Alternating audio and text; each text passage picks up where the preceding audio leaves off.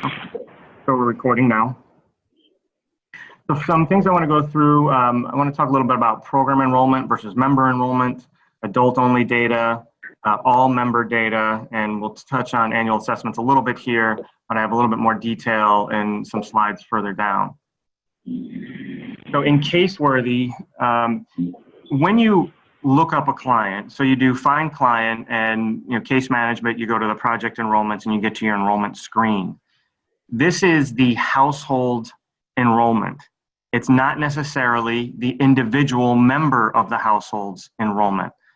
What I mean by that is when you talk about households with more than one person, when you're in this client, when you're in the client record, so in this case, I'm in the head of household record, the project enrollment screen, in most cases, the project start date is going to match the member start date for the head of household. And you can look into that by just clicking the gear next to the enrollment you want to look up, click on the word member, and this is going to take you to all the members associated with this enrollment. All right, so for this particular enrollment, there is the head of household and the child are enrolled in this project. As you can see, the head of household start date is 7/1/2017, which matched the overall household start date, but the child, their member start date is 8/1/2018 because they joined the household later on. And why I want to point that out is if I go look at the child's record now, and I go to project enrollment, as you can see, the start date here is the household start date. So it's just important to identify that distinction when you're talking about program enrollments and the date that a client actually joined the household and their actual enrollment started. So if you're in a record other than the head of household, it's always good to double check the member enrollment to see if that date is the same as the head of household or is it some date later on, okay? That's just one sort of nuance with Caseworthy I want to make sure everybody understands. The other items that we'll go into is, before I jump into the adult-only and member and all member data, I do also want to talk quickly about the family and contacts, because I know there's situations where you'll have individuals who are part of more than one household. You'll look up the client and you'll see the client name show up twice. They have one household ID with one enrollment, another household ID with another enrollment, and that can be very confusing. A client can be part of more than one household. That's perfectly allowable in the system, and it's allowable by HUD. Whether or not it's correct is another story. And it's very important that you don't try to correct that problem on your own. What you'll find is you may think you're fixing the problem, but in reality, you're actually ending a household where there are valid enrollments, and you've then disconnected those enrollments from the assessments and other information on the client record. So where you can see the multiple household situation is if you go to case management and click on family and contacts. If a person is part of more than one family, you would see two family names, for example, and two family IDs. And for people that think that they're sure that this individual is only part of this one family, they see the second family there. And I know some people in the data cleanup process, there's been a lot of work that's been done on the end user side, especially to try to get your data cleaned up for APRs. You go in, I've seen in some cases that people have clicked on the family and they then click on the gear. You can go to edit.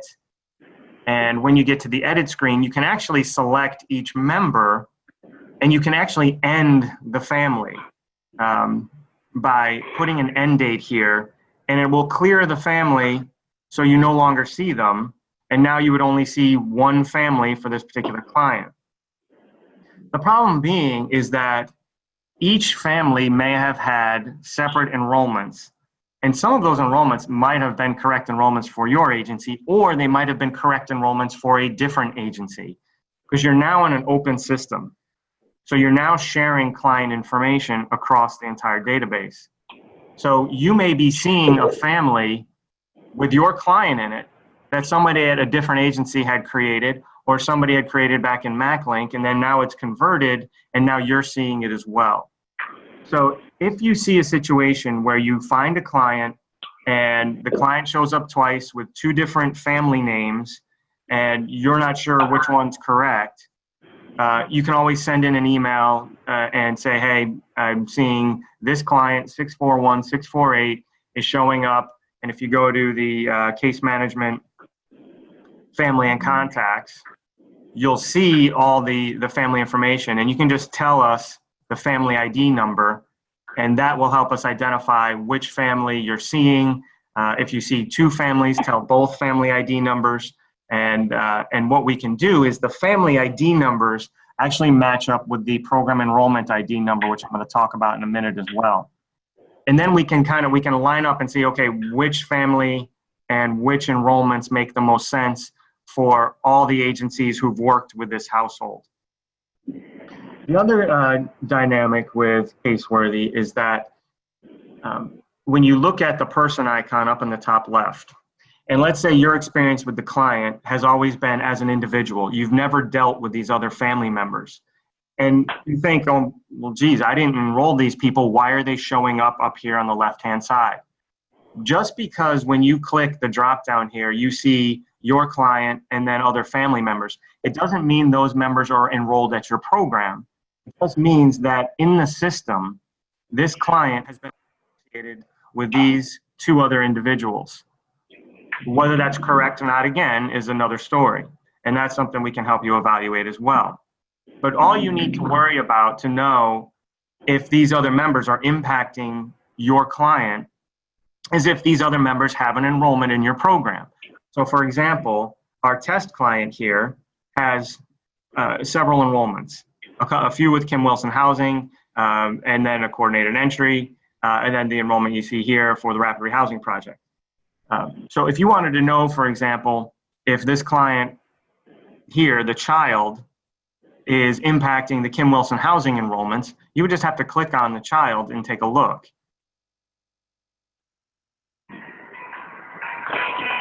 Okay, so you can see that this child is not part of the Kim Wilson Housing projects.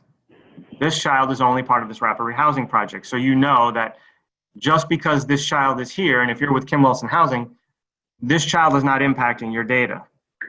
But again, if you think that that person should never have been associated with that household, that's fine.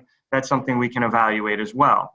But just send in the email asking for assistance because you're seeing client 664191 with your head of household client, and you're not sure that that's correct, and we can take a look and see if that's true or not. Okay, so those are some things that it's just important to understand, that even though you might have the ability to end a household, you shouldn't necessarily do it without communicating with us first, because we want to make sure by looking at the different enrollments associated with the various households, because if you end a household, you can actually clear out enrollments that may belong to another organization or another agency that's working with that separate household. All right, so the next item on a project enrollment screen is here with 2936811. That's the enrollment ID number for this particular enrollment. This is the enrollment ID number for this enrollment. Those ID numbers are unique for each enrollment. They're separate from the client ID. The client ID is the client's ID number, which follows them everywhere in the system. Once you enroll that client into your project, the system also assigns an ID number. That ID number is a very important tool that you can use to communicate a problem.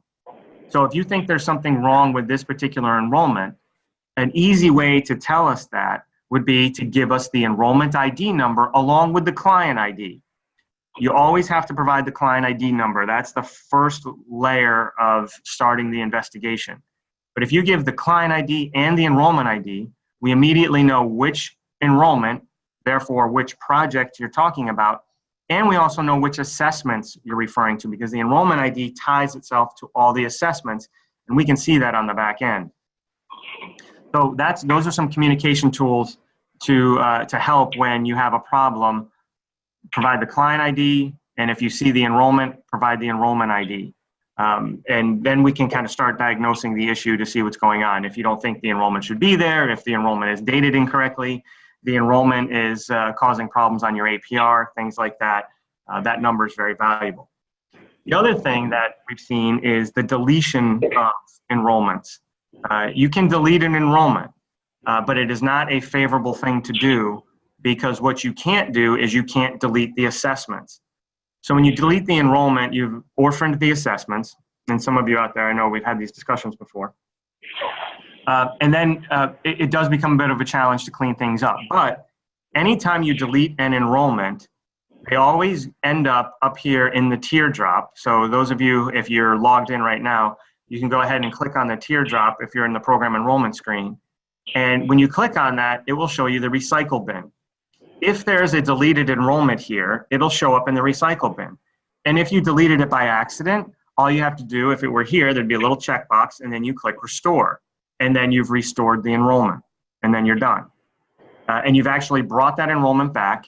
It will relink itself to anything that's got this ID number, and you should be good to go. And you can then edit the enrollment if you need to, or we can assist you if there's some other problem with the enrollment. Okay. Any questions about those items? No? Okay.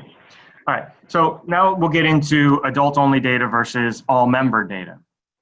Adult-only data consists of income, non-cash, okay, and also the chronic homeless evaluation for the universal assessment. But more to the point is when you're doing an enrollment, the adults in the household are going to get the non-cash evaluation and the income evaluation. Even though the income table does open when you do a program enrollment and you're in a child record, you will just set that to no and no income. No income gets measured by HUD for somebody under the age of 18 unless it's a runaway homeless youth situation and that person is the head of household, where in that case they can be under the age of 18. But again, in most cases, for most of you out there, PSH, TLP, rapid rehousing, you're dealing with clients who, if somebody is under the age of 18, it's because they're accompanied by an adult. So when you're looking at an entry assessment, you're only going to see non-cash for the adult members and the head of household. That's the only place it gets evaluated for them. And income, the same deal. You're only going to provide income information on the parent and anybody 18 and above. Now, situation where the child gets disability because the child's disabled, you would actually add that amount to the income table for the head of household or the parent. And if for some reason the child were to leave the household, you would then deduct that amount from the parent's financial assessment. So that is something you could do at annual if it happens sometime after enrollment. So then the next annual assessment, you can just remove that dollar amount before the next report gets submitted. Yep, go ahead. So if we were trained differently, so we'd enter the children under the children because that's how we were trained initially, yeah. Do we need to go back through and fix all those assessments, I'm assuming? Yeah, I don't know how many occurrences of that do you have? How many what? How many occurrences do you have where a child is received, where you've put income with the child, would you say? I have several children on my caseload and on other caseloads that get disability. So that's under their name, not the parents, because they told us to put it under the child. Yeah. So the income would then, if you want it to be recorded, and yeah, so it would go into the entry assessment for the financial assessment at entry for the head of household, and then you would just clear it out from the child's financial assessment, set that to no income. So as of now, all of our data has been wrong and our APR has been wrong because we've all been entering it wrong? Well, it's one data element. So you've probably had you're just showing a lower number, or a lesser number for income at entry, which, I mean, if it's disability income for the child, what are we talking about? A few, $600 maybe. So it's not hugely impactful, but where the impact will be, the next APR you submit, is that that income will then be recorded and should end up on the APR. And then, of course, that will increase what the income was at entry. But again, it's not going to be anything that you'll get dinged for. It's not going to be anything that will you'll get penalized for necessarily. So same thing with child support. So we need to put child support under the parent. Yes, child support goes under the parent. Yeah, so if you looked at the APR, my assumption would be that it was calculating the adults and leaving out any totals that related to the children. But you wouldn't probably be able to tell that just by looking at the APR table. So you should see, after you correct it, an increase in like the total income line for disability, for example. So if, let's say, you just had one family in your project, and the parent was getting $735 SSI, the child was getting $600, the APR should have only picked up the $735 of the parent. Now, if you change it, the parent is going to go from $735 to $1335 the next time you run the APR.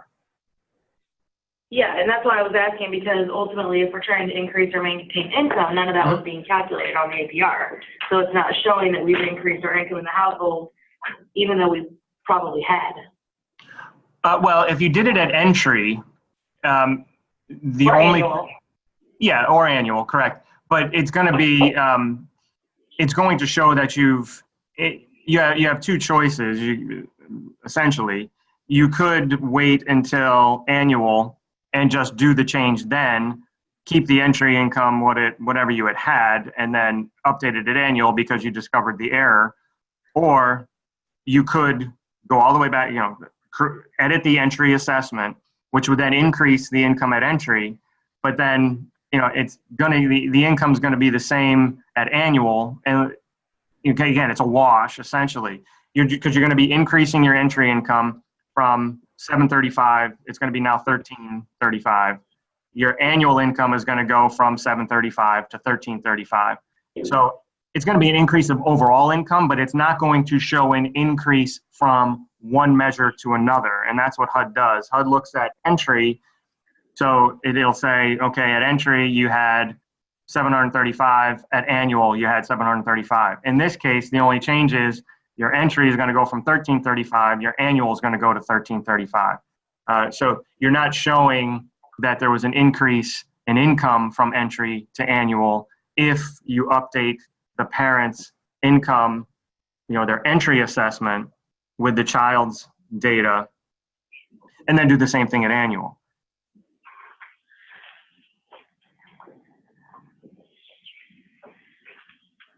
Does that make sense? Yeah. Okay.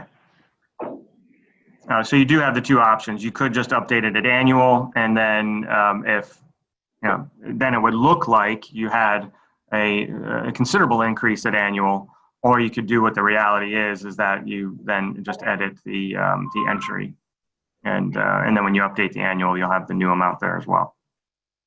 Okay. Okay. All right, so for health insurance and disability is everybody. So everybody should have disability type selected, have a health insurance selected. And we're going to talk about that. We're going to talk about data incongruence in a minute as well. But annual assessment, most of you have been going through this exercise now for a little while. Annual assessment, as you all know, is based on the enrollment start date, the month and day. So if you use the complete annual assessment workflow, you don't really have to worry about anything other than answering the questions as they come up. The system will ask you for your annual assessment date, and you'll just make sure that you date that correctly. And the system will even alert you if you've put in a date that doesn't match the rules for the enrollment that you're doing. So for example, if I tried to do an annual assessment on somebody that came in on 7/13/2018, the system would alert me and tell me that, you know, the person's not eligible for an annual assessment yet. But if I go and let me just reopen this one. If I go to this record to do the annual, I'll go to complete annual assessment. It may, because I already did one on this one, so yeah, I already done one on this one, so this actually won't be a good example. But if I go to the complete annual assessment on this client, it will prompt me for the date. Make sure you put your date in there where it's 30 days before, 30 days after, and then you'll meet the rules for dating the annual assessment, and then it'll enter into the workflow. The workflow will provide you all the necessary assessments for an annual. Annual assessments are only evaluated, they only evaluate the non-cash benefit, HUD health insurance, and the income. They don't evaluate anything else. So it's much more efficient to do your annual assessment off of the project enrollment and click complete annual than it would be if you went in to do it manually. I've seen situations where people are going to assessments, HUD assessments dashboard, and they'll go into HUD program, add new, and then they'll click here, add an assessment, and then they'll create an annual assessment that way by selecting annual. That's a very long way to do it, and it will also mean that most likely you'll do an annual assessment on either a client who's not due, or you'll date it incorrectly, or you'll answer questions that you don't need to answer. So always go off that the workflow that's available for you. Is everybody familiar with this workflow off of here, or have people been doing it the manual way?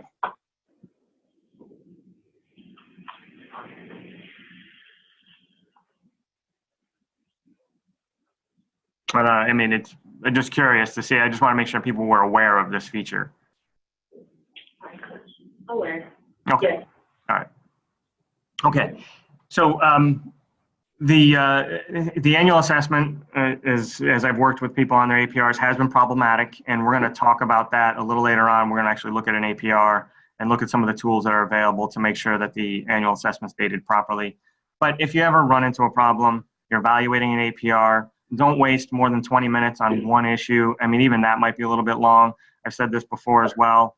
Give it your best shot, and then submit an email asking for help with an annual assessment for client ID 61648, enrollment 2936811. I can't get the annual assessment to be recognized by my APR. And if you tell us the APR dates, then we can go ahead and reproduce. Okay. Okay. So data congruence. These next two are big ones, and these are big on the APR as well. And what I mean by that is I'm going to go into assessments. And the first one I'm going to talk about is disabling condition. And so if we look at an entry record, at entry you're asked is if this person is disabled or not. Okay? And in some circumstances I see that the response is no. But then when you go look at the HUD program assessment, at entry, and let's just make this a yes, because right now the data is in line. Disabling condition on HUD Universal is no, disability types are no, perfectly fine. But what can't happen is you can't be disabled no, and then mental health yes, and yes, for example. That will cause a data issue on the APR. It'll either cause the data to not be seen, so the mental health condition won't be recognized. Or if you were yes for disabled, but then had all no's for these, that would cause a unknown scenario for this particular client on the APR. So if disabling condition is no, you would expect all these to be no. If disabling condition is yes, you would expect at least one of these to be yes. Now, when we're talking about the qualifying questions that open, so for mental health, for example, I've also seen this situation where mental health is yes, but expected to be of long continued and indefinite duration and impairing ability to live independently. So you have to think of this question this way, is if your project did not exist, would this person still be homeless? And is it their mental health problem that's contributing to that? And in most cases, especially for PSH projects, that was the whole purpose of HUD even creating these permanent supportive housing projects back in 98, 99 with the McKinney-Vento Act, when they passed the law to provide money so people who were essentially exiting mental health facilities, the state mental health facilities that had closed down, a lot of them were ending up on the street, and that's where these dollars were created to get these people off the street and into housing.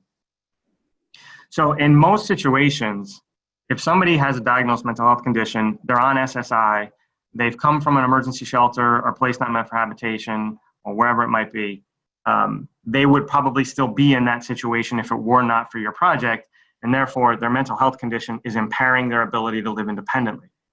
So I just want to make sure that that's at least discussed and that people understand it, and if there's any situations where people have been putting no here, because sometimes, you know, when we're going on client report, you're working with the client, either you're going off of a paper intake where the client said, no, it's not impairing my ability, or you have the client right in front of you and they say, no, it's not impairing my ability. Well, you might want to explore that a little bit with them to make sure they fully understand. And then ultimately, you have to use your best judgment in that case, that if it is clearly the situation, then you would assign a yes to that. Any questions there? Developmental disability, that is usually something that's documented prior to or around the age of 18 or under. It's usually during school years. So if it is a yes for developmental disability, there is some expectation that there's a documentation of that somewhere. Chronic health condition. So just because somebody is yes for HIV does not mean that they are yes for a chronic health condition. Chronic health condition is diabetes, high blood pressure, heart disease, liver disease, things like that. So you could be yes for HIV and no for a chronic health condition. Physical disability, again, I mean, that's usually apparent. The person has a physical disability, and you know, you can see that whether it's they're using some type of durable medical product to help them be mobile. Substance abuse, in general, a lot of times that's self-report. Sometimes the person does have a treatment program that they're going to, so usually people have pretty good data there. Okay, so that's one place where data incongruence comes into play, where somebody says yes for disabled on HUD Universal, but all of these are no. The other spot it happens is where somebody says yes for covered by health insurance, and then when you get to the health insurance table, they don't select, all the health insurance types are no. If you're yes here, you have to have at least one of the health insurance types selected in the health insurance assessment. If you're no here, then you should be all no's for those health insurance types. So make sure those data, those pieces of data match, because they will cause problems. It'll cause data to be missing on your APR, and it will cause data to be shown as either unknown, don't know, those kind of things, which obviously you don't want for disabling condition and health insurance. You want to have that data collected. Okay. All right. Let's see. Chronic homeless calculation. Just talk about that for a minute, because this does end up on your APR and can be confusing because of the HUD rules behind it. And I'm actually going to open one so you can see how this relates. So on your APR, the last two columns are your chronic homeless evaluation tables. And what's important to note here is that you have household versus individual. So this is the person, this is the household. If somebody is part of a household, the household calculation for chronic homeless on your APR detail could show the household as yes, but the individual person as no, like you see here. And all that means is that this person, their chronic homeless data on the HUD universal equals no, but one or more members of the household is yes, so the whole household is counted as yes. On the APR, there's a calculation that will take this scenario and say yes to household, and it will also say yes for the individual. So if this was a household of 2 people, for example, and you had on the chronic homeless tables on the APR, let's see if I have, we'll look at that when we look at the APR. There's the chronic homeless calculation. So what it would say in this situation, if this was a two-person household, let's say this is the household here, okay, where this is the head of household, they're yes for chronic, they're yes as an individual, their child is no, but the household is yes. So you would have one household of chronically homeless and 2 people who get counted as chronically homeless. Even though the raw data is yes and no, the APR will report them as yes and yes, and that's how HUD wants it. Okay, so just be careful of that. If you're a PSH project that's set up to serve X percentage of chronic homeless, whether it's 100% or 75%, 50%, whatever it is, just make sure that you understand when you look at the detail data, which is this detail export, it will be different than the aggregated data on the APR tables. So if this were a family, the APR would count this as one household of 2 chronically homeless people, okay? I just want to make that distinction, especially for PSH projects, because you deal with this category more than any other project type or as much as any other project type. So if we go look at the universal assessment, you can see the universal assessment will actually tell you if the data you have provided has calculated that person to equal yes or no for chronically homeless. So let's go look at the entry for this client. So if you feel it should be yes, then this is where you would want to go. First indicator of the problem is the person's disabling condition is no. You can never be counted as chronically homeless if your disabling condition is no and you're the head of household. So you would change that to yes if you thought they should be. Now, the other problem you have is that length of stay and prior living situation, emergency shelters, 1 night or less, okay, but that's not going to be enough to do it. Start date of homelessness, there's only been a few months, so that won't do it. Only 1 time and only for 2 total months. So the prevailing data says no for chronically homeless. In order to be chronically homeless, most of you who work on this, this assessment, you know that you have to have that 12 months or more, 4 or more episodes, and your start date has to be at least a year ago. Okay, so keep that in mind as you're evaluating chronic homeless for your particular project. Any questions on chronic homeless? No? I have another question. Everyone's Sure. going to hate me because I'm asking questions. So you're saying that it doesn't matter if potentially there's family members that say, no, they are not chronic as long as the household is, even if your grant is written 100% for chronic? Yeah, so what it's going to do is, let's say you have this scenario, okay? Let's say this is a family, and this member of the family is 22 years old. You have a 45-year-old parent, 22-year-old adult child, 7-year-old adult child. 7-year-old adult child will not be evaluated for chronic homeless at enrollment. They don't get asked these questions. These are only asked of adults. So then you have the head of household, the 45-year-old, is yes for disabled. They've been 90 days or 1 year or longer, and we'll just kick this out a year. And this is 4 more times and 12 months or more. If I save this assessment, you're going to see this person is going to have gone from no to yes for chronic homeless. So were you saying that those questions that you just showed on my screen weren't asked of children? They usually, not during program enrollment. If you're seeing them, it just means that the enrollment, some of the enrollments aren't set up to filter out adult-only questions in some cases. Like that's why you see the... we answer all those for the kids as well. Okay. The disabling condition is usually the only one that should be showing up for a child's enrollment at entry. If they're under the age of 18, if they're over 18, they may see, you will see these living situation questions. If they are, it's fine. It's not a problem. It's just a little extra data entry. But for if we talk about an adult member or a child member in this case, their data could be very different.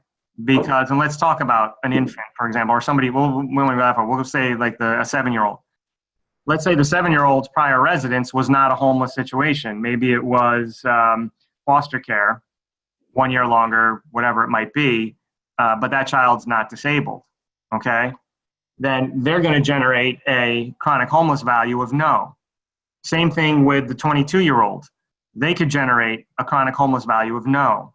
But because the head of household is yes, the APR is going to count the household as yes, and the APR is going to count all members as yes.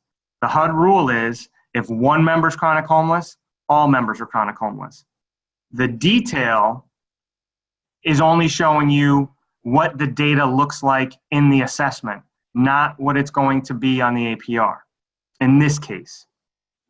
Okay, so if you go look at this and say, wait a minute, this person is part of a chronic homeless household, this should be yes. Well, no, that's not the case here. The APR will convert them to yes on the APR tables, but the raw data will show no. Okay. Any question on that? And I'll just save that, and you'll see that they'll go for back to no for chronic homeless for this child, or for this case rather. So I do have a question. So yeah. on households that prior to 2016 where the child was the disabled person, that doesn't create any problem in this. Yeah, well, what you would have is that then if the household, it was the household considered chronically homeless in 2016.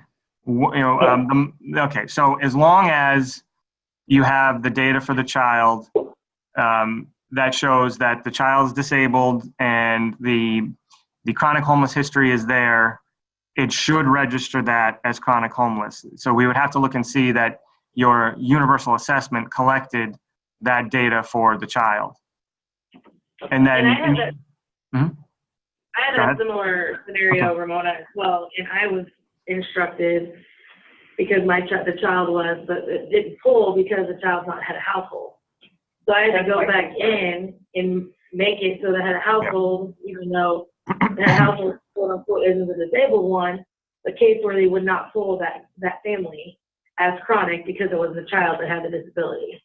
So I was instructed months ago to go back and make it so the family looks chronic because they are. Yeah, they are. But that's right. The data wouldn't pull it. So yes. It's not going to pull if the child's the only one as disabled in the family. You have to make the head of household. The challenge we all have is that HUD changes rules just about every year.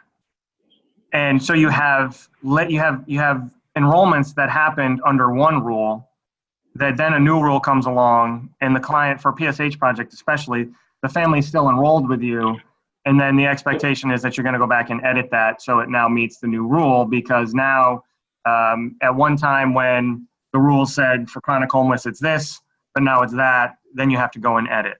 So if you have a situation like the two of you have, just you're not 100% sure, we can, number one, we can talk about your two scenarios at the end of the meeting so we can actually look at them.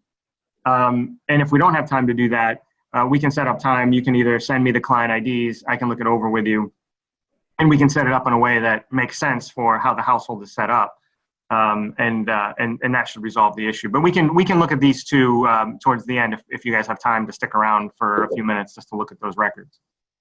Okay.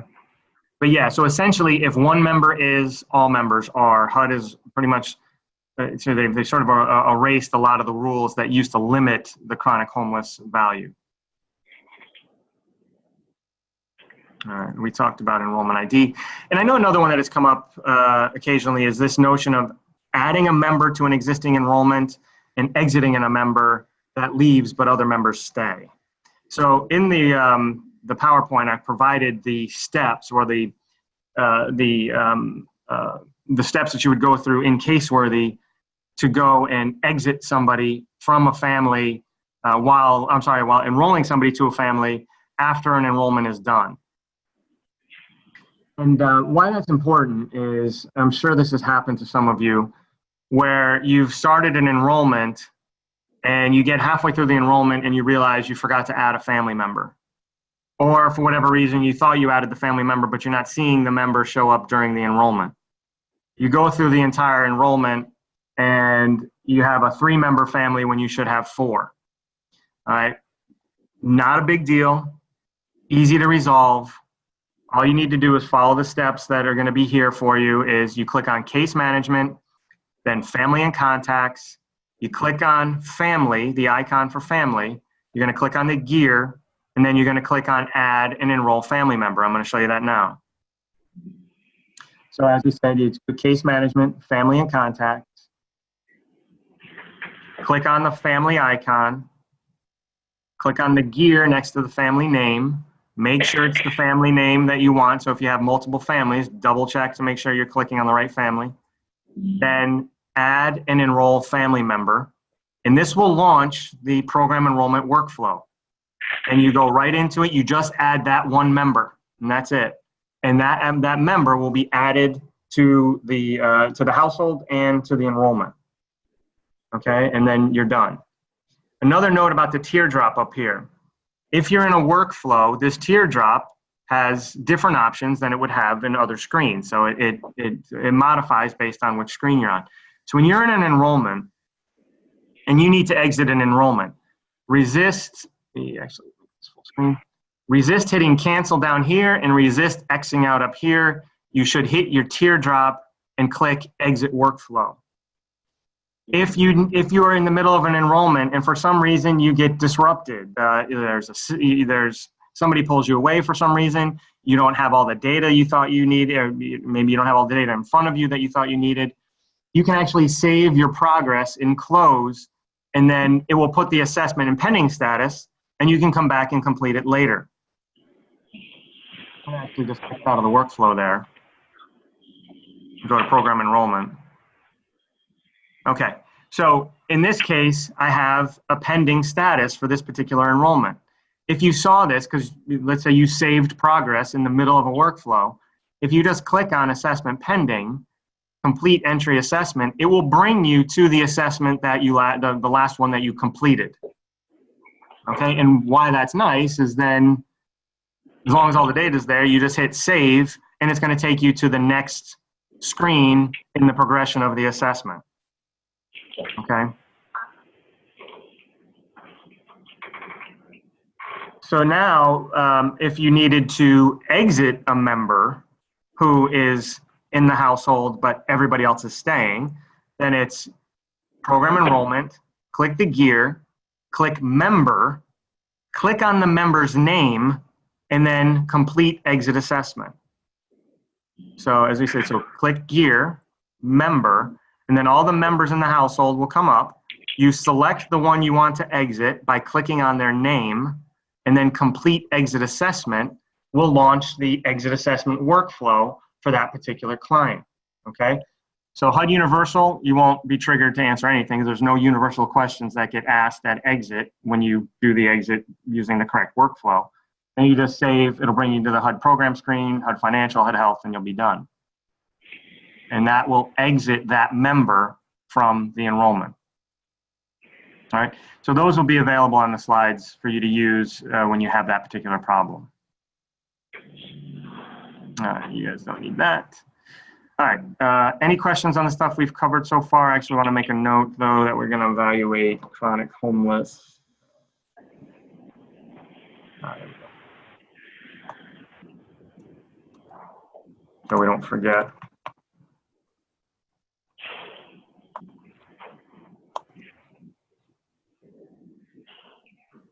Okay. All right, so then the next item is I want to talk about the new one-time field, which came into being around October 2017, project start date versus housing move-in date. Okay, so project start date is essentially the date that the person was accepted into the program. And let's just go look at that definition one more time. So project start date is the traditional date that you would have for the client once the person was approved or met criteria, or had agreed to move into your project. That wasn't necessarily the housing move-in date. So you may have approved the client for housing on on August 1st, but they might not have physically moved into the apartment until August 30th, for example. So your project start date would be 8/1, your housing move-in date would be 8/30. Now this is obviously different in a lot of ways than historically you may have been doing things. You may have always dated the program enrollment start date, the date the person actually occupied the unit. That's not necessarily wrong. All HUD is saying is that now they want you to think of the project start date as the date that the client was approved for services. And the move-in date is the date they physically moved into housing. And that's what this one-time field is here. For PSH, it's not as a vital data element as it is for like rapid rehousing or SSVF, for example. But they still want you to evaluate it.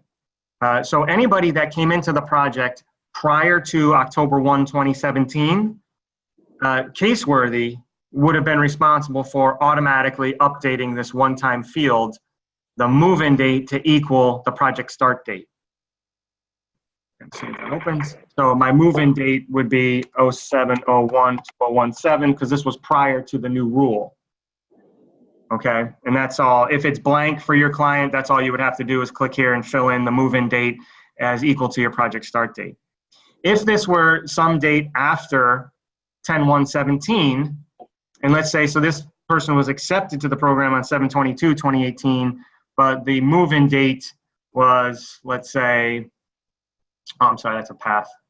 I don't want to use that one. I don't have another, we'll use this as another example because this is a path enrollment, which is different than a PSH enrollment. So let's say that this person's project start date was 7/1/2018. Well, then we could make their move-in date. Let's say it was actually 8/01/2018 was their actual move-in date. And again, that's fine for it to be after. Just can't be before. It can be equal to or later, but it can't be before project start. Okay? So for your PSH projects, you have this one-time field where you want to make sure you go in and put in whatever the move-in date is. Move-in date is the same date for all enrollments because it's only attached to the household enrollment. Remember, this is the household enrollment, not the individual member enrollment. So you only have to do it here. You don't have to go into member and look at the individual member dates and assign a move-in date. Okay? You only do this at the household level, not the member level. It's a key distinction. All right? A person can have a different member enrollment start, but the move-in date is going to be whatever the household move-in date was that you determined. Any questions on move-in and project start? Oops, wrong one. But I have the definitions here that HUD provides, a little bit long-winded, but again, it gives you all the detail of the difference with project start and move-in. You guys don't need rapid rehousing or SSVF or homeless prevention or that. Okay.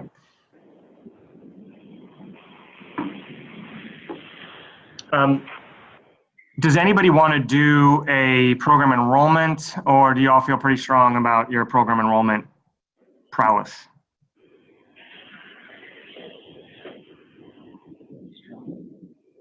My assumption would be, yeah. I mean, most of you have been doing PSH for a while and you have the enrollments down. We can certainly do one if somebody's new out there, hasn't done very many. We can run through a program enrollment. I would want to know, though, when you do a program enrollment, you're going to add client here versus add new up here. I've seen some people go up here. You don't want to do that. You want to go to add client and then HMIS intake. So that's number one. So does anybody need to go through an enrollment, or does everybody feel pretty comfortable with enrollments? We feel comfortable with enrollment. Okay, good. Yeah, because I know for most of you, the real sort of bane of your existence is the APR and annual assessments. So we can spend, I think, a good chunk of time on that on that fun stuff. All right, so let's talk about annual assessments. Annual assessments, the rules are 30 days before or after the enrollment start month and day. So if the person's enrollment or the project enrollment start date, and you want to look at this from the perspective of the head of household, because that's where it's measured. If the start date is 7/1/17, then you have an annual assessment that's due sometime between 6/2/17 and 7/29/7/30/17. You have that 30-day window. I'm sorry, 18. So it'd be 6/2/18 to the 7/30/2018 would be the allowable window for your enrollment for annual assessment. Now, the APR does provide you a couple of tools to help decide what your start date should be for your annual assessment. And if you run the APR, which I always recommend that when you're getting ready to do, oops, hit the wrong browser. When you're getting ready to do an annual assessment or annual assessments for your project, run your APR. Your APR is going to tell you who's due within your grant year. And if you go to your APR for here, I'm just going to pre-pop. Everybody know how to save an APR form so you don't have to put in the dates and projects every time you go in here? Yeah? So for example, if I have an APR due this month, so we'll say 08-1-2017 to 07-31-2018, and it's for, we'll just pick on Kim Wilson Housing there because I have it. So if this is your APR setup, you can save it and call it whatever you want, KWH APR, hit save, and then close.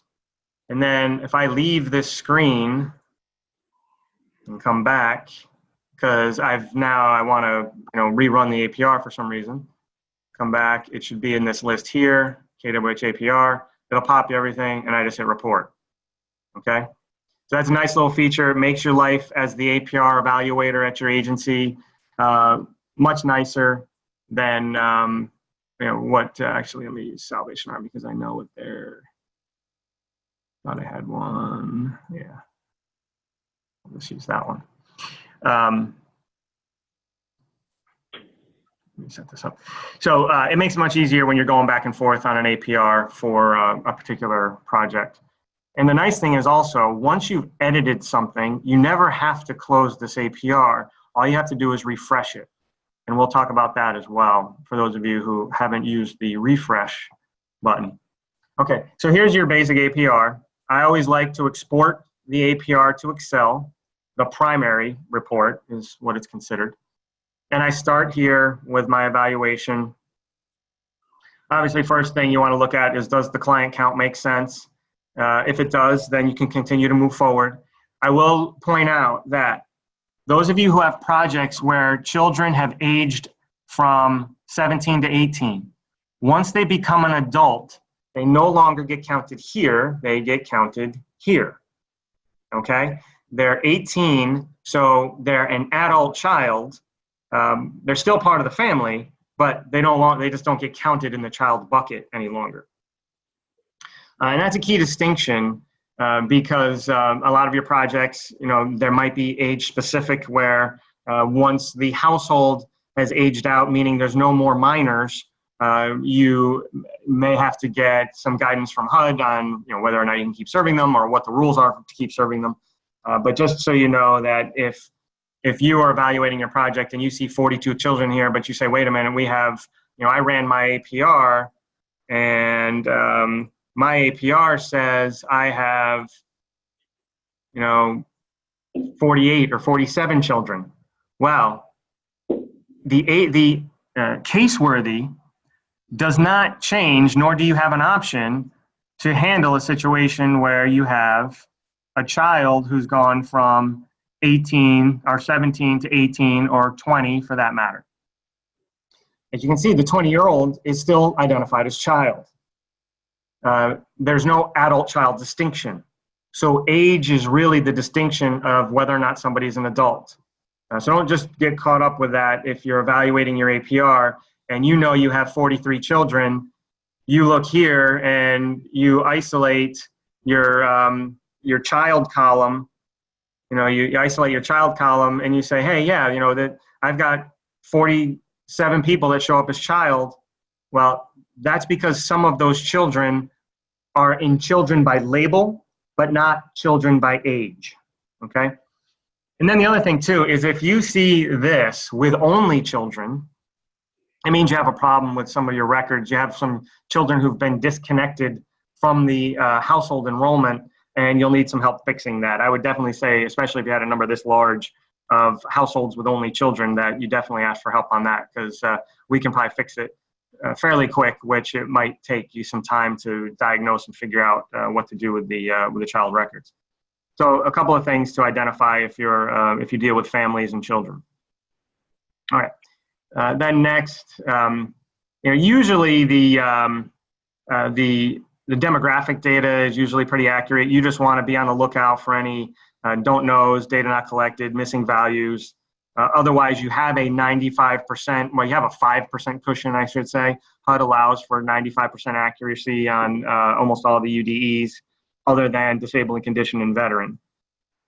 Disabling condition and veteran, they want a 100% data collection, meaning a definitive answer, yes or no. They don't want don't know, refused, unknown. They want either yes or no for disabling condition stuff. Where you'll start to see other problems is when you get to the Q13 tables. And this is where the data incongruence comes in. So Q13A2, for example, you show data not collected on 4 and condition unknown on 11. Well, this is that scenario where there's data incongruence between HUD universal, disabled yes, no, and HUD program disability types are all no, or there's some that are yes. So I'm just going to go look at that now. Disable. Okay, and anytime I start to evaluate a column on a detail export from the APR, everybody knows how to get their detail export off their APR. I might have jumped past that one. Please tell me if you don't know, because it is very quick to show. Everybody aware how to get this spreadsheet? Yes. Yeah? Okay. All right. So anytime I start working on a column, I always highlight it in yellow. It makes it easier to find and get back to. So disabling condition at entry, universal assessment at entry. There's a couple things you would want to look for here. So number one, you have some blanks. So that's an easy one to diagnose. There's 7 total that I've just highlighted here because it gives me the count. It won't give me a count on a blank column. So there's 7 records. These 7 are blank for the disabling condition yes, no at HUD universal. And if we go back and look at our APR, and we go down here, actually we'll get down to where it's a total count. You'll see condition unknown is 7 for all stairs. And these are most likely the 7 records that are the problem. I'm going to go back to my column. And so I've identified those 7. Now the next one is those conditions unknown. It's at 11. So first I'm going to look at who's yes for disabled, and then who's got a 0 in number of conditions. And there you have 11 records who are yes for disabled, but all their conditions are no. They don't have any identified. So here's my 11 client records I have to go look at. The other one you want to evaluate is the opposite of this scenario, which is those who are no for disabled, but have disabling conditions identified. You can see there's a few records. So these conditions are not currently being counted because the APR first looks at the qualifying question. And if it says no here, it doesn't matter what you have here. It's going to ignore it. So if you are no here, but yes here, then you're showing less, a smaller number of mental health, substance abuse, developmental, HIV. You're showing less of those counts than are probably the reality. So you would want to go to these assessments and change them to yes. And then all of this data, these, it's a total count of 7, those 7 records will update on your APR tables. All right, so that's what's impacting your condition unknown, don't know, refused, or missing for Q13C2, B2, and A2. A2 is number of conditions that start. B2 is those who exited. So these people presumably are exited, but we've already captured them, we've already found them. And then these people are your stayers. So you want to, again, look for these conditions unknown and then these info missing. And you can isolate as you need to. You can isolate if you want to look at just leavers, for example. The leaver stayer column is at the end here. So you could just look at leavers and then you could isolate for stayers as well. Okay. All right, so the next place where you'll start to see problems, you will have this for DV, because it's a multi-layered question, a lot of times you'll see issues with either data not collected, or really where it'll pop up is when you get to the qualifying question after DV yes or no, and you can evaluate that at the end of the APR. Your DV questions are broken out here. And this you would just look for that incongruence again. So if DV is yes, but then for some reason if you had missing data here, that would be a problem. The other one to look at is if DV is no, but then you had responses here, you would want to clean those up. That means at one point this was yes, somebody answered these questions and then realized it should have been no. And instead of clearing the question, let me go there so you can see what I'm referring to. So instead of clearing the question, they actually left the data in float, quote unquote. And I'll show you what I mean there. And this is actually an important piece of information when you're doing data entry and you realize you've made a mistake where qualifying questions are involved. So you have somebody, their DV is yes, and you've answered the qualifying questions. Now let's say you realize you made a mistake that DV should be no, and you say, oh, wait a minute, it should have been no. You've left those qualifying questions out there and available for the APR to pick up. And that's how you can have data in these columns, even though the answer is no. So just make sure, I'll get that right, just make sure you back out these responses to nothing and then change to no, if that's the case, and then resave, all right? Okay. So we're gonna look, that was the DV questions. Living situation night prior. This is important if you can only serve people who come from a homeless situation. So if all your clients should be coming from a homeless situation, great. You can have children in your project who don't. That's allowable, obviously, as long as the head of households are coming from a homeless situation. Oh, did I crash?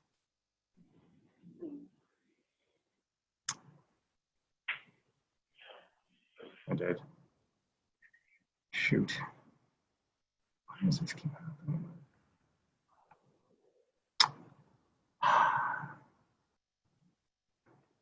Can you all hear me, or did I disappear? Okay, my screen is frozen, so stay on the call. It looks like Zoom crashed on my side. Stay on the call. I'm going to power down, power back up, and I'll rejoin, okay? Thank you. All right.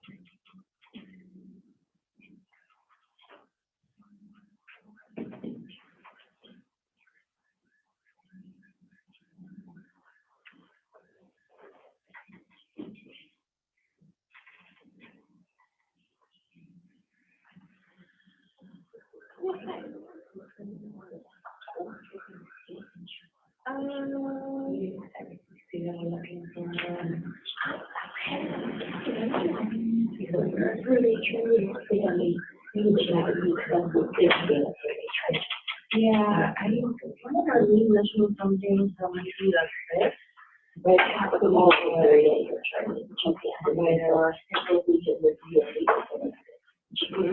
I mean, there would be some of the group of folks who want to go to attend training, that do training on next week. We're also recording all the trainings from this week next week. So folks aren't able to come, or they might have slipped out in the bathroom, might have been recording tea, so then we're going to load on our website. Yeah, I'll let everyone know what their website they uploaded. Thank you.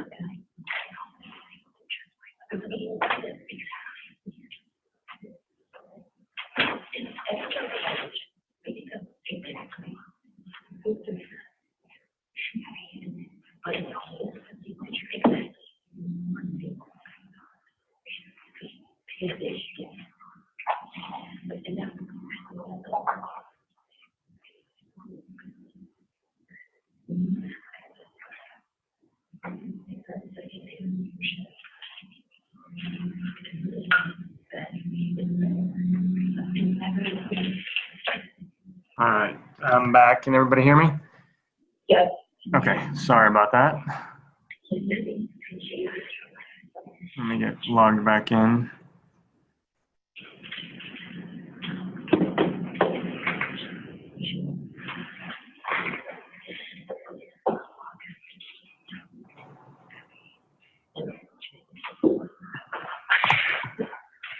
We have to find she doesn't know.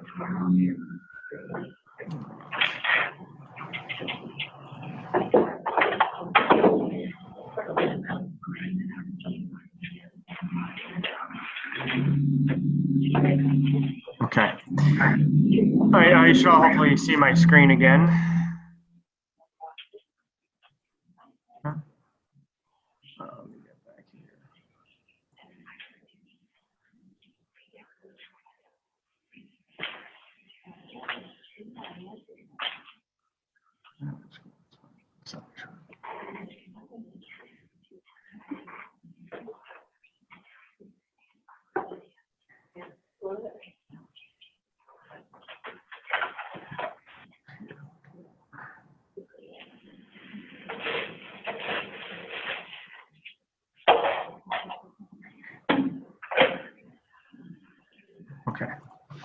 Just get my report back up.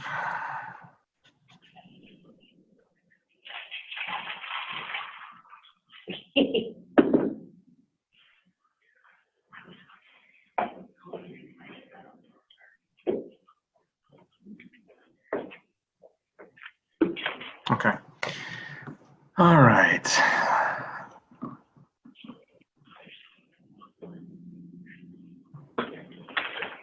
Hopefully we won't have that problem again. I had it on Tuesday. I was doing a webinar and it locked up like that where the screens froze. So I'm not sure if there's something up with Zoom. Hopefully we'll be okay. We were fine yesterday through the whole, for both classes. So let's see how we go.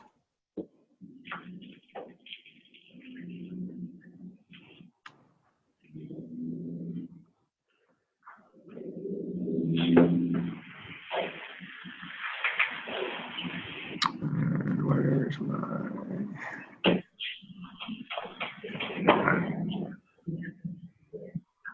Okay. Restart that. I think I made any changes.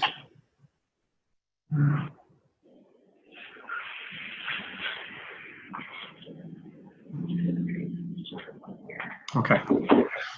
All right, so let's get back into looking at the APR. We're on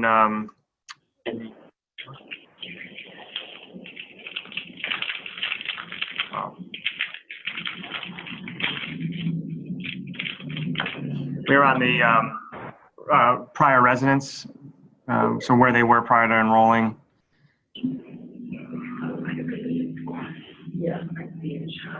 Okay, so again, as I was saying, you want to make sure that in most cases, well, I guess everybody could still hear me. It was just that the screen froze, correct? Correct. So did you hear, where I had left off is that we were talking about prior residents to project start or living situation prior to project start.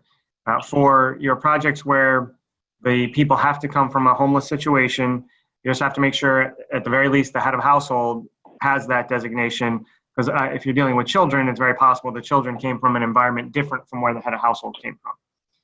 So that's okay, but again, the key is that all household members come from the allowable, the head of household comes from the allowable location. Income is where you get in, as most of you have experienced, is where you get into your annual assessments. Now, some things to evaluate here is just check your entry data too. So the client doesn't know, data not collected, those kind of things. You definitely want to make sure you have the best entry data possible on your projects. And then you'll get into annual assessment. So you can't have an annual assessment if you have a client doesn't know or data not collected. You're going to want to make sure you have valid start date data to measure against as best as you can.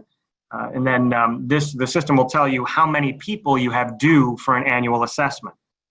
So don't get caught in the trap of doing an annual assessment on everybody. And I think most of you come to terms with that at this point, is that you should be evaluating those people who are due for an annual assessment within your grant report range. So if your grant is a 7.1 to 6.30, and you're working on that APR right now, those are the only clients you should be worrying about. You'll have a value of, it'll tell you how many clients it would be in the data not collected section. It would tell you how many clients are due for an annual assessment that the system doesn't see. It tells you how many are not yet due based on the date that they entered your project. So this could be people who have not been in the project for a total of 12 months. You also want to evaluate exit data. You want to make sure you have valid exit information on the adult members of your project as they leave. HUD definitely expects that for a PSH project that you're going to have that kind of clients. So annual assessment, the system, the detail export gives you the information you need to do an annual assessment. Let me just get my focus back. Okay, so the annual assessment column will tell you yes or no for who's due. You change that to yes. Now in my example here, this is there's just one client who's due within the report date range based on when they entered into the project. It will tell you the allowable date range that you can put in when you create the annual assessment. And so now you know which client you have to go to. And if this was one client or 50 clients, you would have the list here, and then you could go find that client and create the annual assessment and update the record.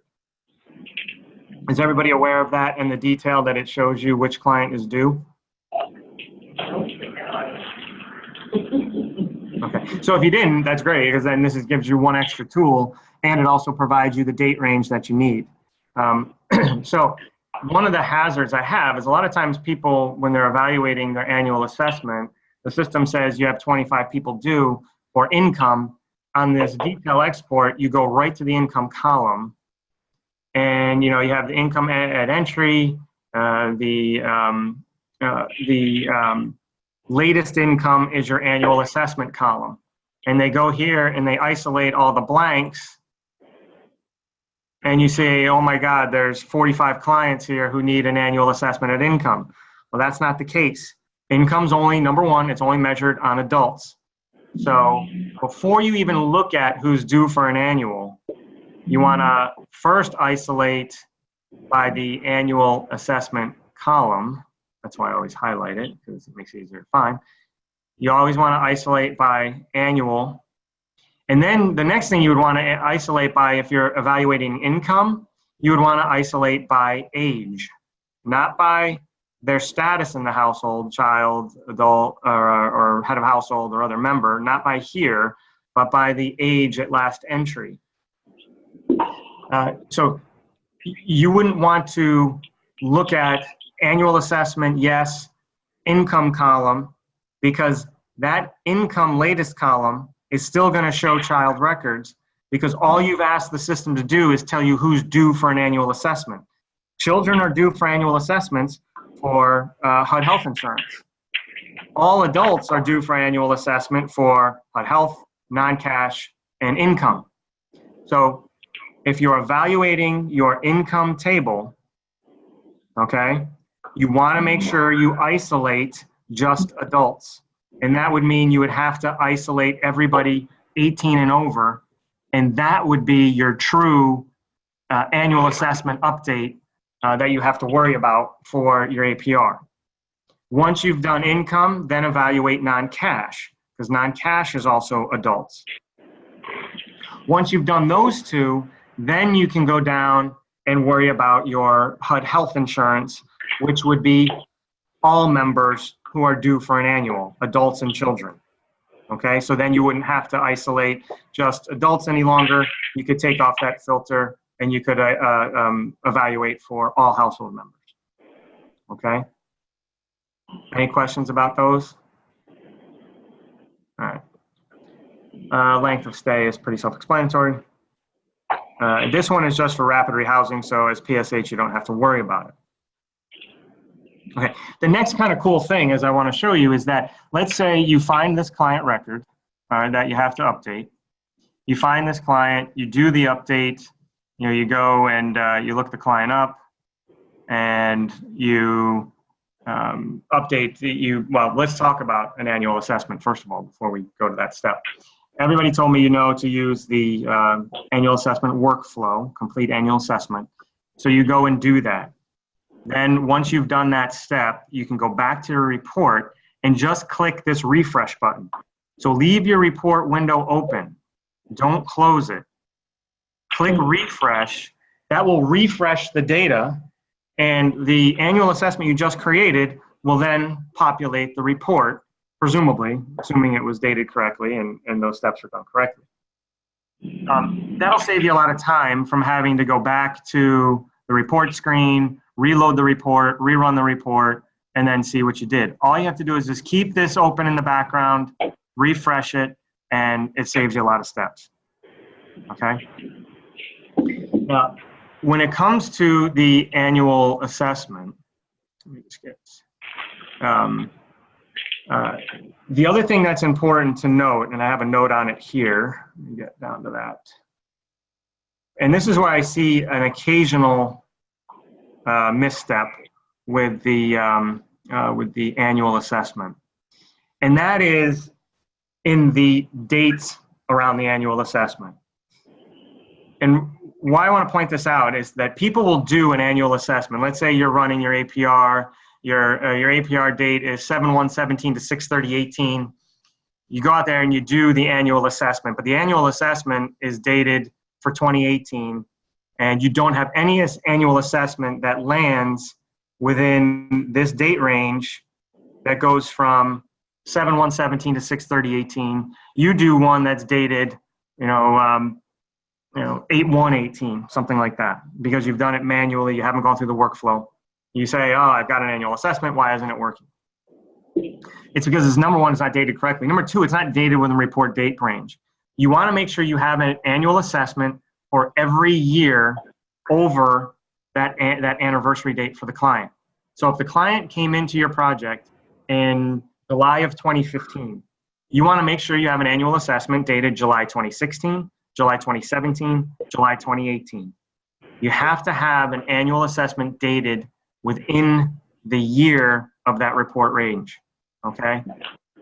So make sure you have one of each.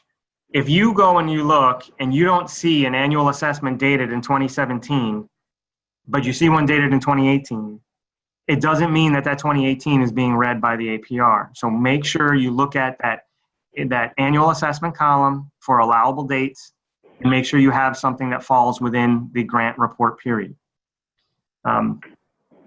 The other thing is that what sometimes people freak out a little bit about is that it's August 30th, 2018, your client's anniversary date was February 2018. It doesn't mean that you're too late. You can still create an annual assessment, just date it within the allowable date range of that February anniversary, okay?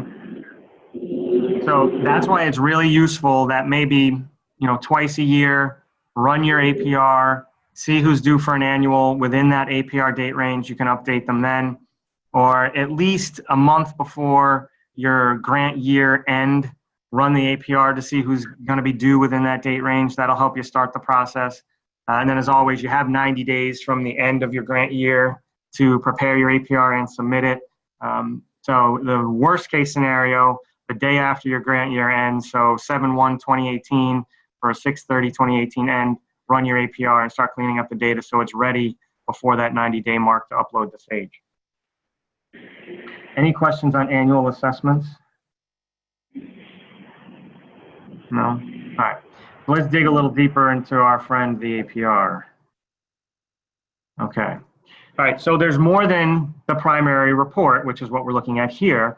There's the detail sub-report, which I clicked on to get my Excel export. Then there's the, there's the hyperlink to Q5 and Q6 tables. You have to evaluate these as well. So I'm going to click on that hyperlink. There's some basic information here about your client records, obviously. One thing you want to make sure of is your head of household count. Adult heads of household, make sure that numbers make sense for the number of individual household heads of household that you've served. So this would be the person who's identified as self in the household. Because that is actually, there's a measure that happens in Sage, and if that number doesn't match elsewhere on the APR, you'll get an error for that. So just make sure that number makes sense. Then you're going to get into some of the UDE tables where it talks about personal identifying information, name, social, date of birth, things like that. Social Security. For Social Security, if you don't know the client's Social Security number, this is how you should represent it. I'll show you here. So if you don't know, do not put, wait a minute, all zeros and then say full Social Security. That will show as an error on this table. Okay, that will come up as an error. It will come up as a data issue for Social Security number. The APR knows what a valid Social Security number should look like. And if you try to put in junk data, I mean, you could put in a slew of numbers and it probably won't pick that up. But if you put all zeros, all ones, all twos, it will identify that and say, hey, take a look at this, it might not be right. If you truly don't have the Social Security number for a client, Don't put anything in here. Just say data not collected, okay? That's how that should be represented. You'll still get numbers here. You'll have client doesn't know refused or information missing, but if you really don't have it, then you don't have it. HUD allows for a 5% cushion, so just try to be at 5% or less for info missing or don't know refused for social security number. The other one that's a fun new issue with the APR is date of birth. Date of birth cannot be equal to project enrollment start date. So if a client has a newborn and the child was born on 8/30/2018, the child's project start date cannot be 8/30/2018. You would have to make it 8/31/2018 or whatever day the child joined the family in the apartment after they've been born and after they leave the hospital. So where you're going to see that problem is a lot of times the date of birth issue will come up. You'll see it here, and it's because the client's date of birth matches the project start date. So you would have to edit that.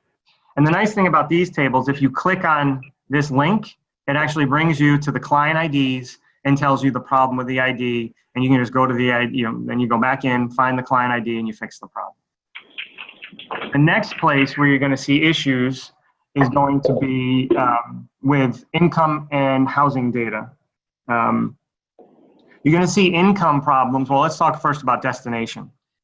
Destination, especially for PSH projects, if you have a client whose exit destination is unknown, don't know, or no exit interview completed, it's going to show on this table.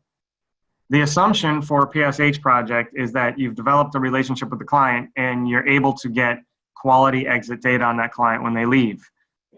Definitely avoid at all costs having no exit interview completed for a client or family leaving a PSH project.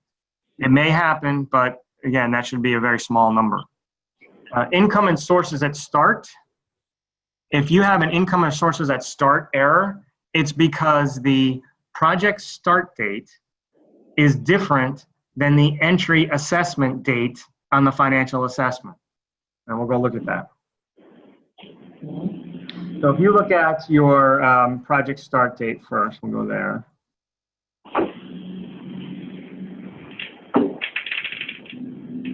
So project start date 7/1/2017. Now let's go look at the HUD assessments. And if you go look at the financial assessment, and you look at the entry date for the enrollment, that's part of the APR. If this date is different than project start, you have to change it to match project start. Your project start date and your assessment entry dates should match. And that goes for family members. So that's where knowing the member start date is important, because your member start date should match your entry assessment start dates. So if you have a family member who starts on 8/1/18, that person's entry assessments should be dated 8/1/18.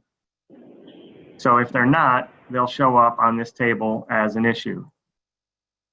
Okay? The same with income sources at exit. It's doing a date match there. Income sources at annual. It's this one you're most likely going to need our help with, because if you get an error here, it's usually because there's a incorrectly dated annual assessment that may not be visible to you. It may have been deleted. It may be part of an enrollment that was deleted, and it's floating out there in space and being picked up by the APR.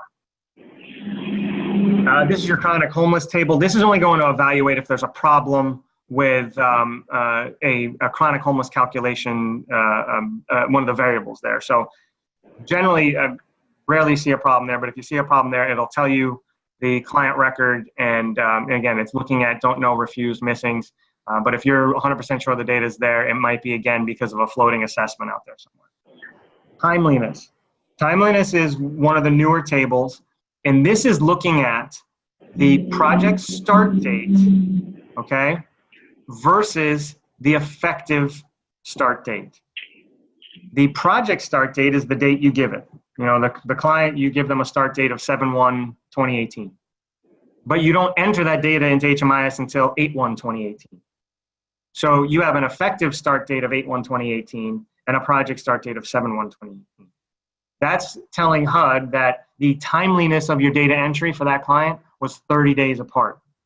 The client really started in your project on 7/1, but you didn't add them to the system until 8/1. What HUD is trying to do is let you know that they're going to start to squeeze that time frame, that they're going to set a benchmark that at some point, there's going to be a benchmark that says clients need to be entered into HMIS on or before 30 days or 15 days of the project start date. Just be on the lookout for that.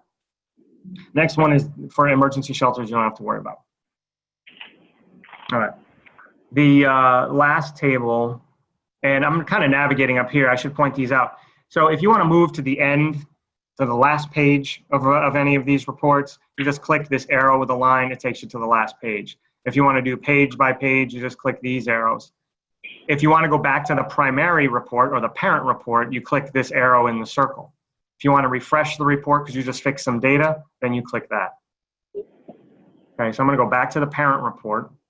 And now we're going to look at the last couple tables. The hyperlink to part 2, these are all exit destinations. These are a breakout of veterans that you served. So this will be demographic of any veterans. And this is your chronic homeless stuff. So if you're an agency that focuses on chronic homeless, this is where you'll see that breakout that talks about the household chronic homeless count versus the individual chronic homeless count. And that's these two tables here. Number of households with at least one or more chronic homeless persons, number chronically homeless persons by household, okay? So this is where the system is going to do the sort of conversion for you. So if you have a household of, if we're just talking about one household, you have one household where there's somebody chronic, so that's one chronic homeless household, and there's 2 people, then it's one chronic homeless household, 2 chronically homeless people. So this table you can use to evaluate that to make sure the report is seeing all your chronic homeless the way you feel they should. Okay. And let me go back to the parent report. And then exit destination is in hyperlink part 2. And this one you should look at as well, because this is going to tell HUD where anybody who left your project, where they went. And it's very easy to click on the wrong item out of the list. If you're a PSH project, your expectation is that the majority of your clients are discharging or exiting to a favorable exit, whether that's another PSH or some other rental situation, whether it's subsidized or not. You want to be careful of temporary and obviously going back to emergency shelter or place not meant for habitation would be a big issue. But even temporary destination is not ideal. So just make sure that your staff are selecting the right one because they're very similar. So staying or living with a family temporary tenure versus staying or living with family permanent. It's very common that the staff person accidentally grabs the temporary option versus the permanent option. So this is where you would want to fix it. So if these 2 people you know should be up here, then you can see where people exited to in the detail export. You can go to the exit destination column. And from here, you can see what those destinations are. And you can isolate and find out, who are the 2 people that went to a temporary setting or anybody that went to a temporary setting for that matter. And you would want to fix those. Okay. All right. So that's the sort of the nuts and bolts of the APR, the majority of the tables. Don't ever get caught in a situation where you're evaluating your APR for hours upon hours upon hours. If you're really struggling fixing data, send an email so we can get on a screen share with you. And there are certain circumstances where we can do bulk updates. So if there's something that is clearly an issue, we might be able to fix that a little bit quicker than you can do it going in and out of each record. In some cases, there's nothing you can do, but you have to go in and out of each record. But we can at least isolate the problem, hopefully, to help you avoid the hunt and peck to try to figure out what the problem is. So I definitely offer that up and welcome you to get assistance when you're doing your APR. And when it comes to letting us know about an APR, whether it's you're sending an email to Sherry or Hanaid or myself, is that we would need to know the program name, we would need to know the start and end date, and then if you do know the tables that you're having a problem with, just tell us, table Q13, B1, and then if you happen to have isolated a few clients, you can let us know a couple of client IDs. But it's vital that we know the project name and the start and end dates of the APR to help out. Very often people do send an email saying, hey, I'm having a problem with my APR, I don't know what's wrong. And there's not a lot we can do with that. If we know some of the basic information, we can actually evaluate it quickly and probably just tell you which fields you have to update. Because a lot of times, again, people over-update. They update things that don't impact that particular APR. And the other item that's also helpful on your detail, and which is also why I show the enrollment ID, is it actually tells you which enrollment it's looking at for the APR. There's this enrollment ID column. So the APR is telling you for this client or for this household is looking at an ID number 2913152. Okay, and that's important because the last thing you want to do is go into a client record and start evaluating the wrong enrollment. Okay, that's why this enrollment ID is important. And what can happen is this enrollment might be the enrollment that's no longer visible to you for some reason. Okay, so you could be working on this enrollment and it's not even the one that's impacting the report. So that's why it's also important to pay attention to that. There's a lot of what I would say is like kind of junk data still floating around since your conversion that needs to be cleaned up because enrollments have been deleted, households have been deleted, and there's a lot of assessments still floating around there that haven't been tied to an enrollment properly. So definitely be aware of that enrollment ID number. And the other important value is for you family projects is the family ID number, okay? Because you want to make sure you're evaluating the correct family as well. And that's that dynamic or that situation where you have a person who's part of more than one family. Well, you might not even see that other family because it's been deleted for some reason, but that enrollment for that family is still out there. And that is what the report is seeing. So you can check family ID, and then you can go check, oh, I gotta stop doing that. Then you can go check to see the family ID that you're seeing by going to case management, family and contacts, and you can see the family ID number that the report is seeing. So these are the things that can cause you to bang your head against the wall. You could be updating data for the wrong enrollment. You could be updating data for the wrong family. And you're thinking you're doing the right information, but the report is looking at something totally different. So make sure you check those things if you notice that you fix something and the APR doesn't change. It might be an enrollment ID or a family ID problem because those are some of the things that we look at first. Okay.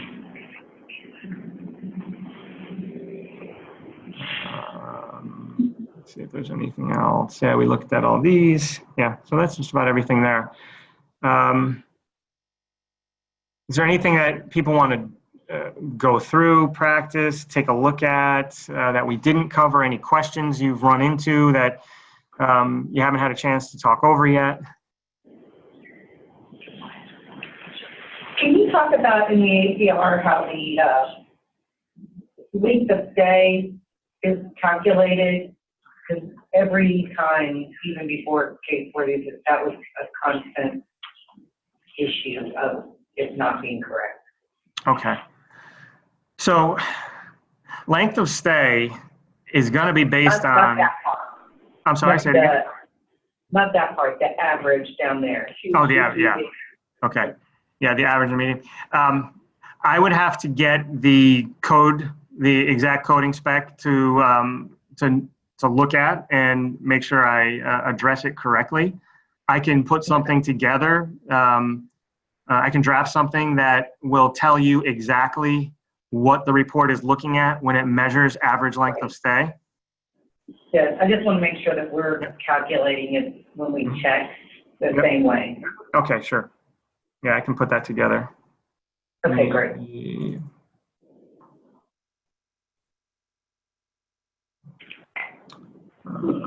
Probably want my. Oh yeah. So this is my automated save. Let me just make sure there. Okay. All right. So I'll put that together. Right up.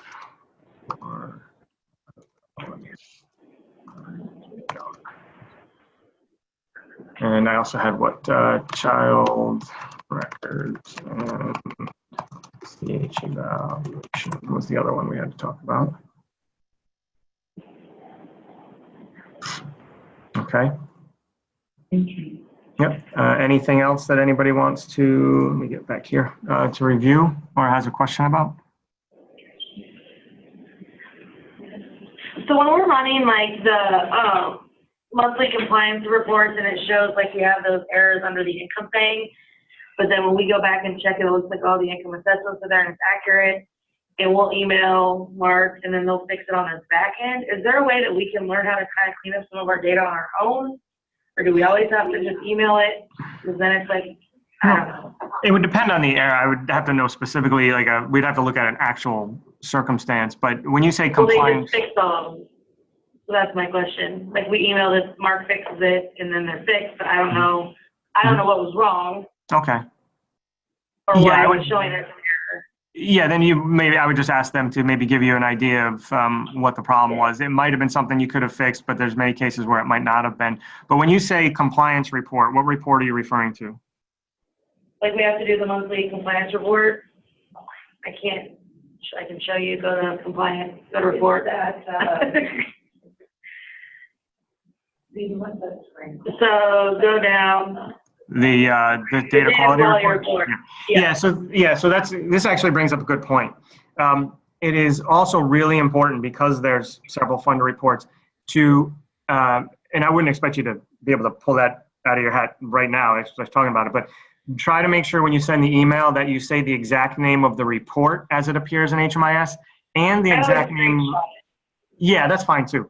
And the exact name of the project. A lot of times when people send in an issue, they say, they give the abbreviation of the project name or some sort of known name, but again, definitely knowing the exact name. So yeah, so the data quality report,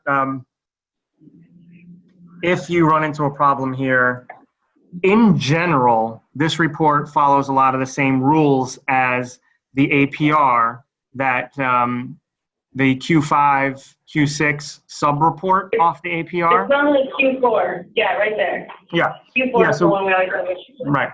Yeah, so if you have an income start date issue here, like that, is this one of the places you saw an error?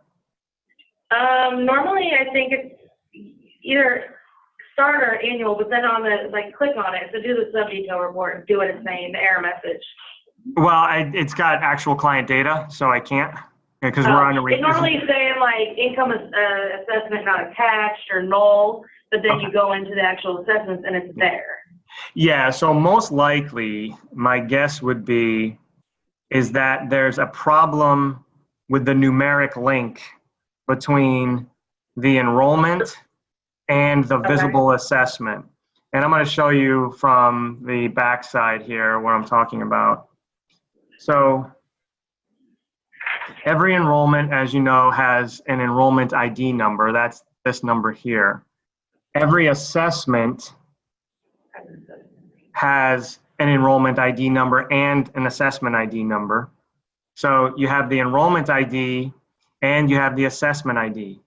And this is where things can get very jumbled from the perspective of the APR.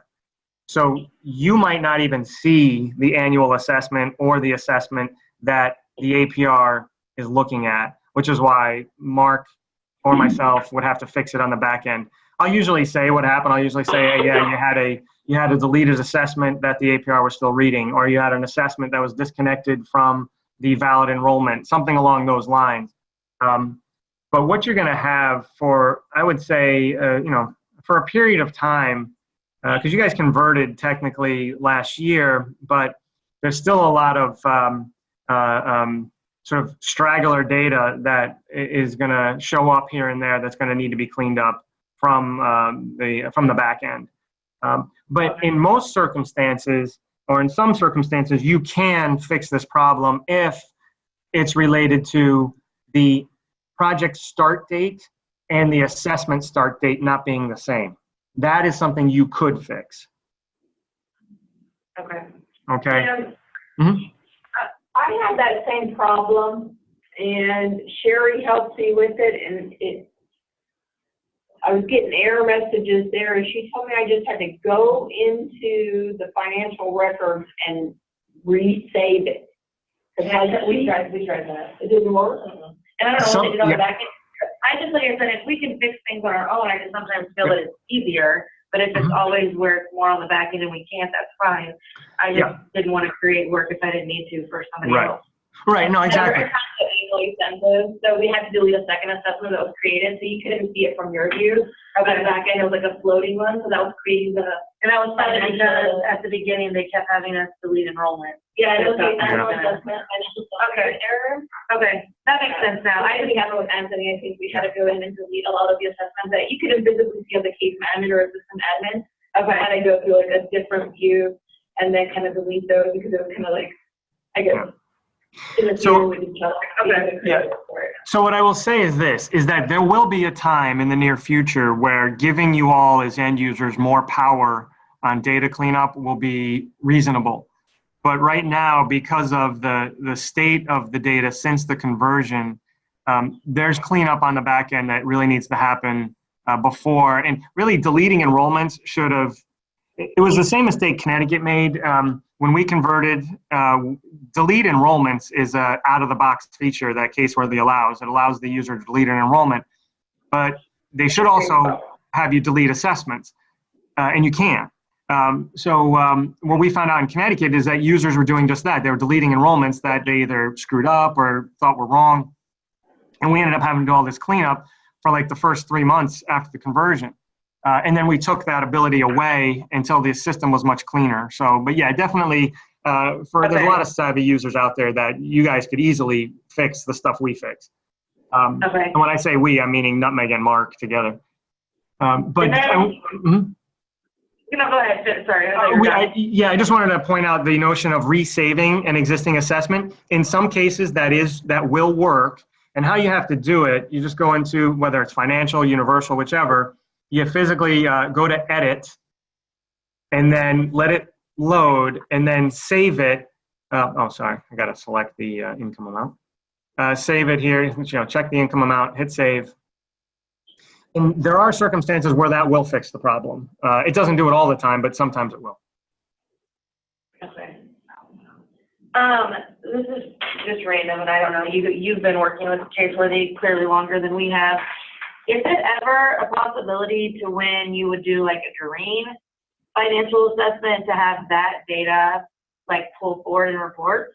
Because like a lot of our clients in PSH, like if you're only doing it once a year, it's hard to really get that data accurate because it changes so frequently. Yeah, so what you have to understand about the APR, HUD provides the coding specifications for everything in HMIS. Everything is coded based on the rules that HUD lays out. HUD is the one who got rid of the during assessment and broke it down to just a 1-year event. And all they want to know is during the operating year, at this point, what is that client's income? So you could have the client, so let's say that you have a client who's changes income, let's see, so you're on your grant year is 7/1 to 6/30. And in January, your client's income goes up from $500 to $1,000. Well, their annual assessment, let's say, isn't due until May. So when you do their May annual assessment, you adjust their income at that point. So then that income increase will show. Where you'll have a problem is if that income increase happens outside of your annual report or your grant due date, but then it's still okay because you're going to catch it on the next APR. So you just have to look at when did the income change occur, Did it occur during the grant year? And if so, then the annual assessment, as long as it's due, will pick up that income increase. If the annual assessment and the grant year happen, and then the income increase happens sometime after that, well, then you'll catch it on the next APR.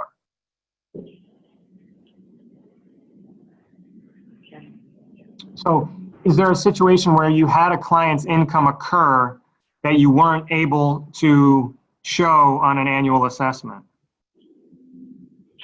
No, I think as case managers, we kind of just like checks and balances. Okay. Like, it seems odd to enter it once a year when we know that it changes so frequently. And I think just from our old database system, we were used to like just updating their financials so frequently. Well, that now it just, that used to be the way HUD did it. HUD created the annual assessment in 2015 and then put it live in 2016. Prior to that, people did during program assessments, in concert when the person's income changed. It's just now HUD has said that they want everybody doing the annual assessment the same way. They want everybody measuring things the same way across the country. Because they want to track income, and because as you know, with any analysis, the data that you use has to be congruent across the system. So the way it used to be, people were changing income a lot of times at a lot of different rules. Some agencies did it exactly when it happened. Some agencies they just did it once a year, and some agencies did it to make sure it happened during the grant report year, so it looked good for the report. So what HUD has done is they've created the annual assessment, and if your client has an income increase, but let's say they're not due for an annual assessment, well then you don't get penalized for that because they're not due for an annual assessment on that report, so you're not going to be responsible for it until the next report. So they kind of work through the idea by having those who are due for an annual versus those who aren't, and then just saying, whatever income change the person has, you can reflect that change when you do their annual update.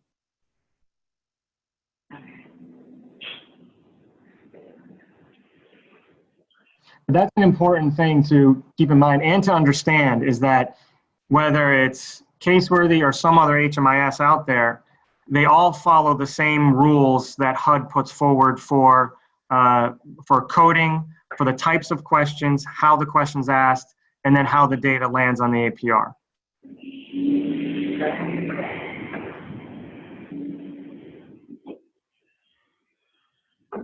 Has everybody done a Sage upload? yes. Okay. So just a quick note about Sage.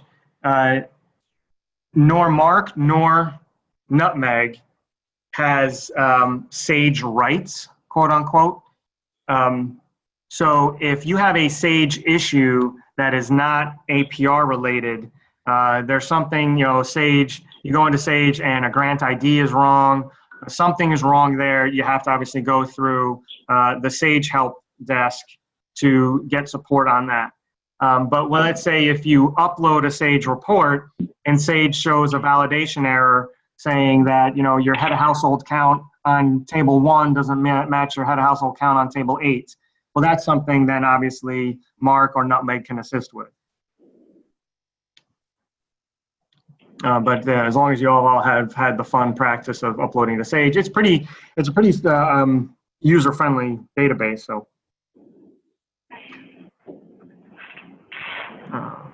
and again, just making sure everybody knows that you upload to Sage by doing a CSV export, and where to find those exports after you run them, that kind of stuff. Yeah, okay. I'm assuming there's all nodding for that one. Yeah. Okay. We're still a little bit, it's 10:40. I can stop the recording and then we could look at actual client questions that you all have, if you have something specific about one of your projects.